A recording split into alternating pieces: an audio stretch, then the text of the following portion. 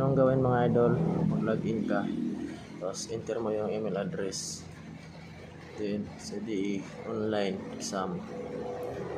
Kailangan makakuha ka ng 80% para pumasa ka. Piliin ko dito yung Pilipino para maintindihan ko. Ang tanong, sino ang may pananagutan kung ang isang motorsiklo ay ginagamit sa krimen? A. May-ari, driver, backrider. B. Driver lamang. C. Driver at sakay nito.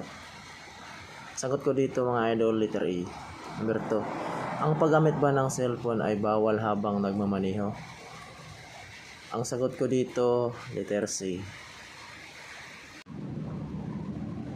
Number 3. Ano ang mangyayari kung hindi pumayag ang driver na magpasuri dahil lumabag siya sa batas na bawal magmaneho?